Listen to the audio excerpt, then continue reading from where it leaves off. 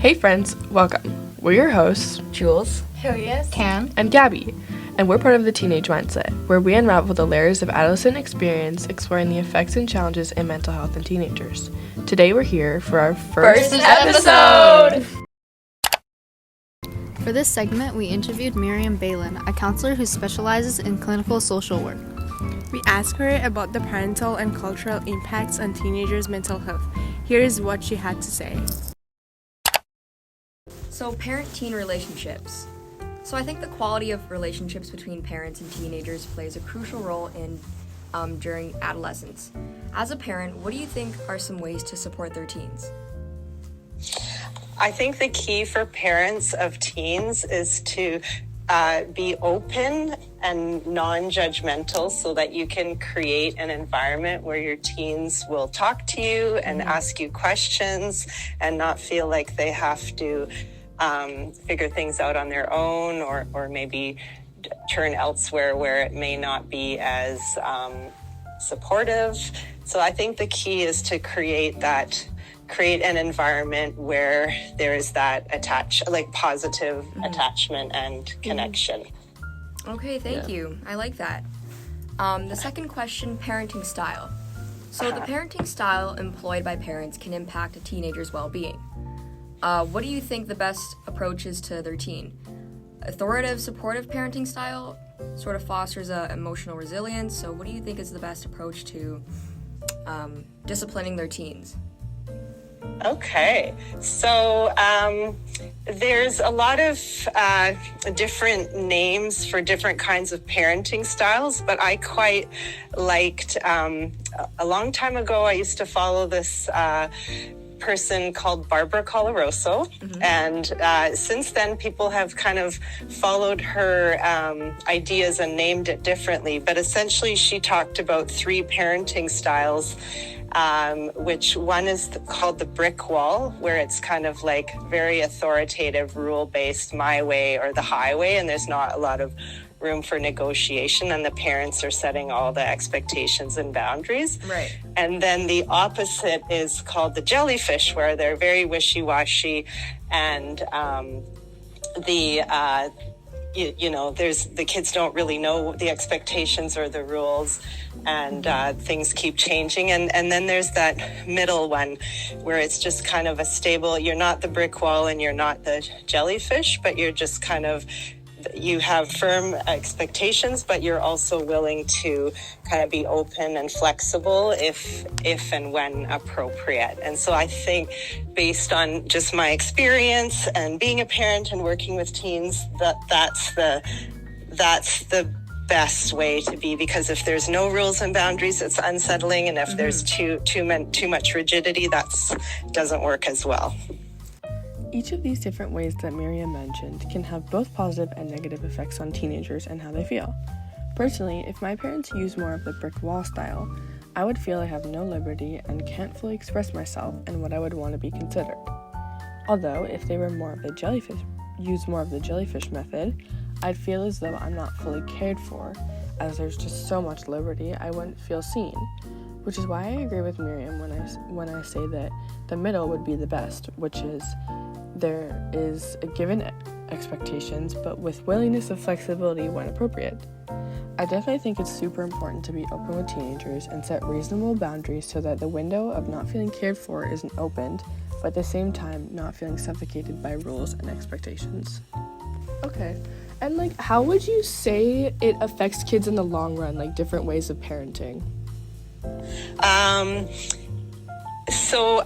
So mental health outcomes are best for youth who have close, positive social connections, and particularly with what's called their family of origin, so that's the family they grow up in.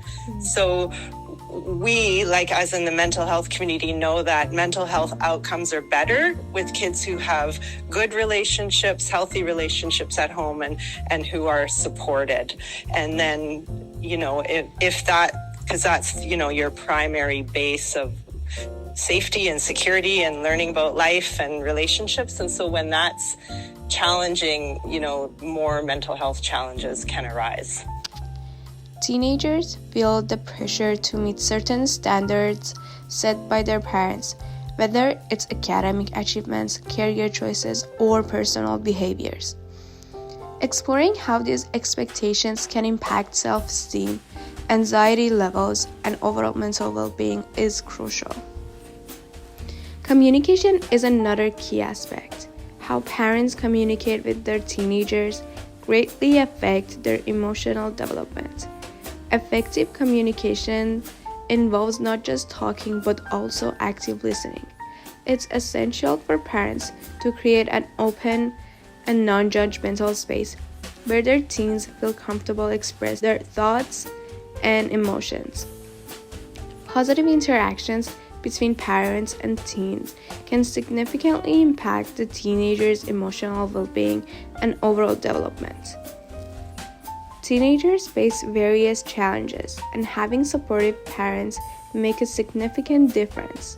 When a teen confides in a parent about a mistake or a difficult situation, the parent's response matters. Instead of judgments, offering understanding and problem solving help the teen navigate challenges. As Miriam said, it is essential for parents to be open and have close relationships with their kids. As a teenager, I realized that sharing my feelings and experiences with my parents is so important in my life. Being a teenager is kind of tricky, and it helps a lot when parents are easy to talk to. When parents actively listen and talk with their kids, it makes teenagers feel understood and supported. Talking openly works both ways. It helps parents understand what's going on with their teenager, and it makes the teenager feel safe and cared for. This strong connection becomes a sort of a foundation that helps teenagers deal with the challenges they face. From my own experience, opening up to my parents has not only made me feel better, but has also made our relationship stronger. It's like having a safe space where I can talk without worrying about being judged. As we explore the parental impact on teenage mental health, keep in mind that the relationship between parents and teenagers is complex and dynamic. Acknowledging these complexities can be a first step towards creating a healthier and more understanding family environment for everyone involved. Nowadays, teenagers are dealing with so many challenges in their life. So it's really important and essential for parents to understand their teenagers. So I'm hoping this episode will help both parents and teenagers to make a healthier relationship. Family stressors. Okay. So how do you think family stressors such as financial problems, divorce, illness, or other challenging life events impact a teenager's emotional well-being, and what are the potential consequences for adolescents in such situations? Yeah, for sure our environment plays a huge role in our mental health, and so we are not kind of growing up in a vacuum. There's this theory, lens, how social workers look at things called person and environment. So it's not just a person's individual kind of resources or mindset, or, you know, if they're an optimist or a pessimist or whatnot. It's kind of like, what is the environment that you're growing up in that really affects how you feel? And so if you grow up in a stressed environment for whatever reasons, poverty or divorce or mental illness or war or racism or whatever, it's impossible not to absorb some of those stressors. Like, we absorb the vibe and an emotional environment around us. So having said that, you know, depending on, you know, what kind of support you get or what kind of, you know, how resilient you are, different people can experience the same thing and have a different outcome. But definitely the environment is a huge factor. Yeah. Absolutely. Did I answer the question fully? Yes, you did. Thank you. Thank you. Next, family communication. I believe a healthy family communication is crucial. Having an open and honest, non-judgmental environment where teenagers can express their feelings and concerns can positively impact their emotional well-being.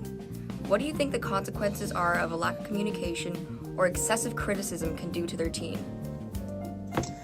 A couple of things. A lack of communication or excessive criticism can lead to youth deciding not to open up to their parents or loved ones around them. It could mean that they they don't share like their thoughts and dreams and wishes and worries. It could also mean forming an overly critical self-image about yourself. Kind of could lead to lower self-esteem.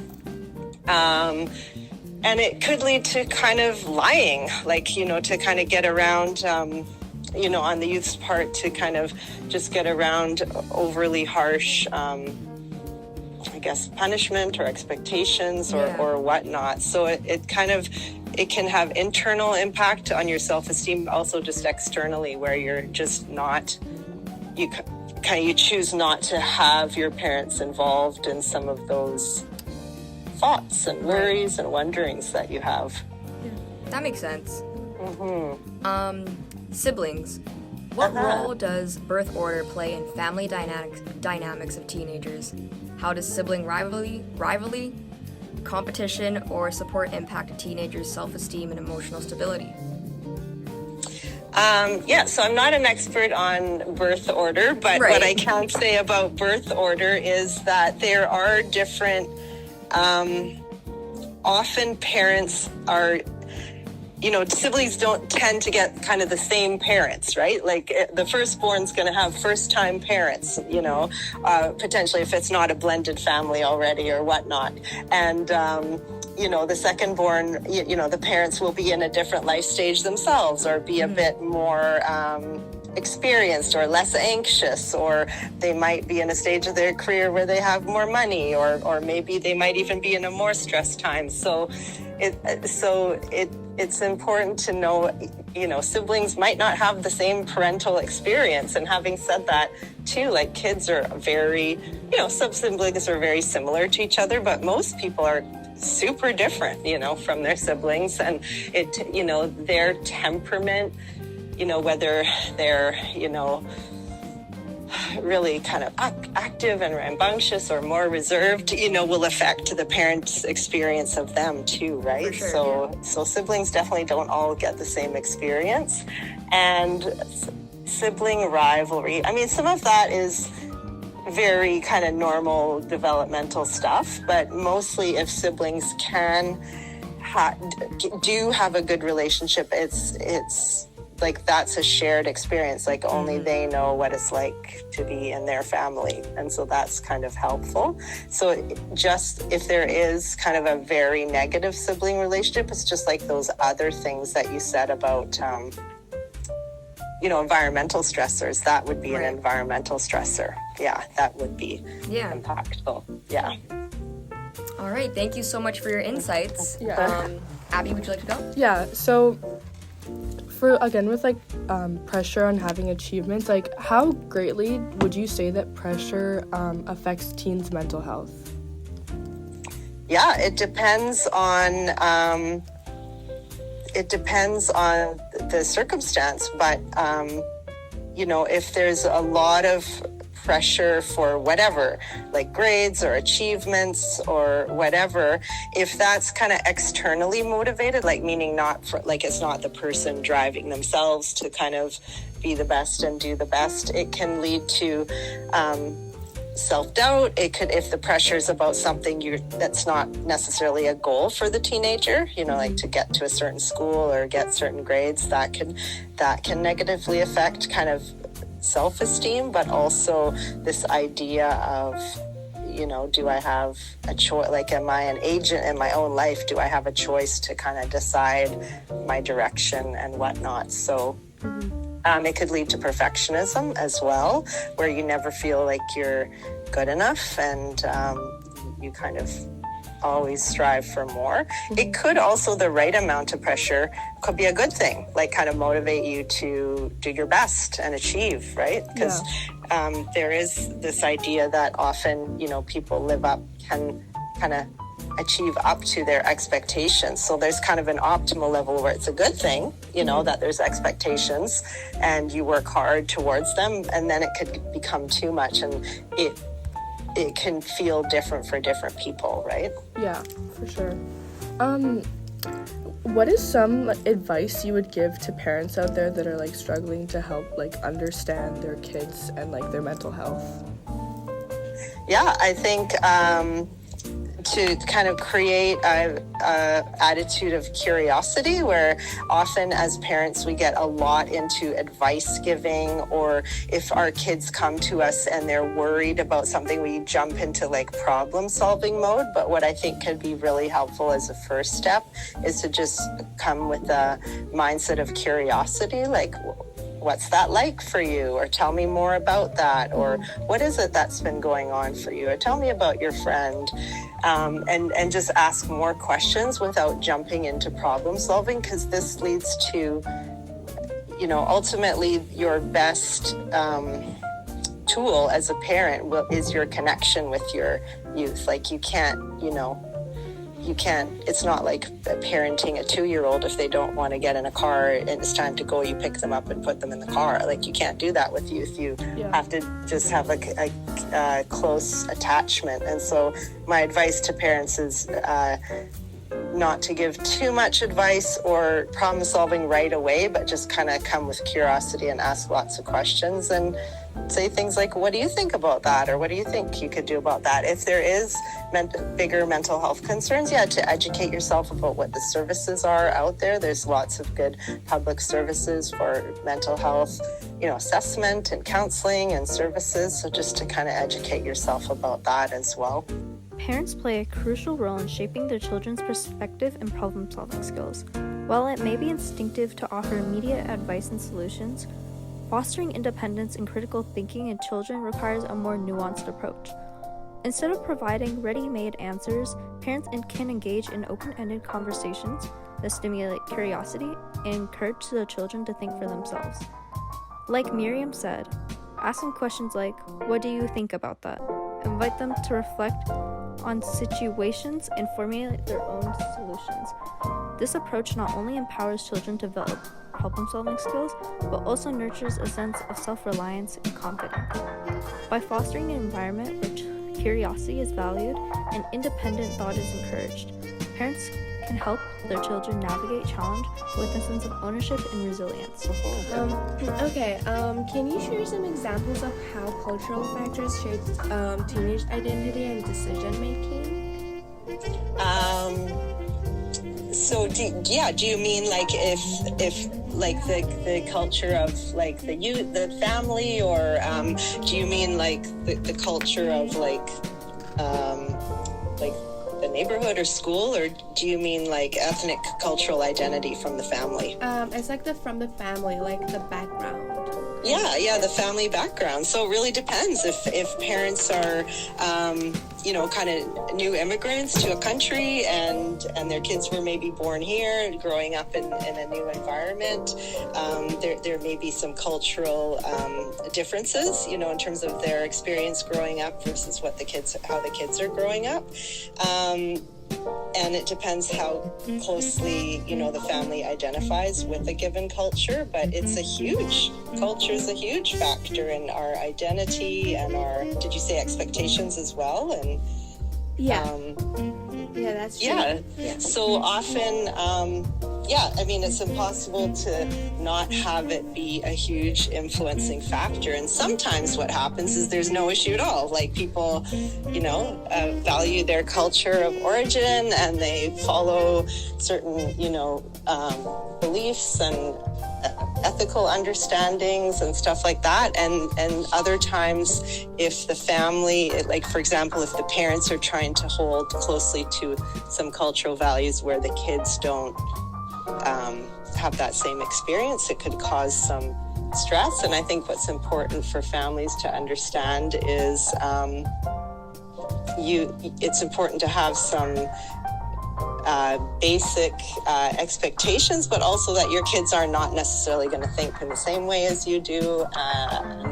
You want to kind of impart on them the important values, but also have space for them to kind of be their own person and know that they're also having other cultural influences just living in a multicultural place such as Vancouver, right? Yeah. Raising children to understand what is important while allowing them the freedom to form their own thoughts and perspective is partially beneficial, especially in a culturally diverse environment like Vancouver, in a city that thrives on multiculturalism. Fostering open-mindedness and embracing diverse viewpoints becomes paramount. By encouraging children to explore various beliefs and values, parents lay the foundations for cultural intelligence and empathy. This approach not only enriches their understanding of the world, but also equips them with the skills to navigate the complexities of a multicultural society. When children learn to appreciate more different perspectives while maintaining their own sense of importance, they become more adaptable and open to collaboration, contributing positivity to the rich tapestry of multicultural communities like Vancouver.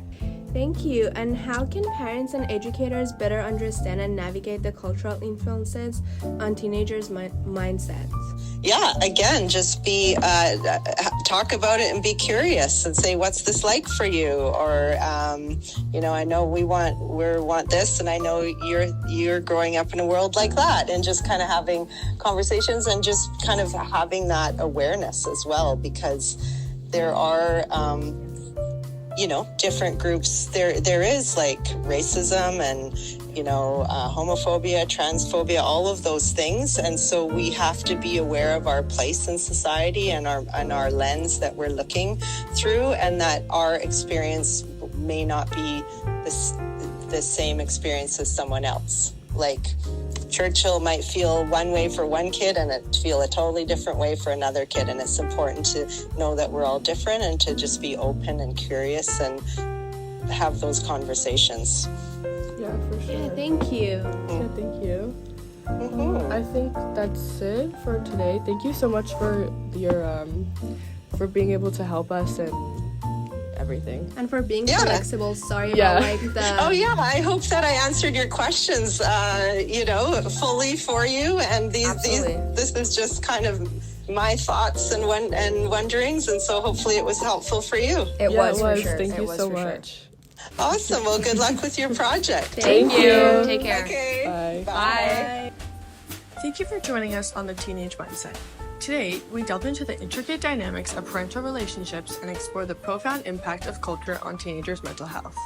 Remember, understanding these factors is crucial in navigating the complex journey of adolescence.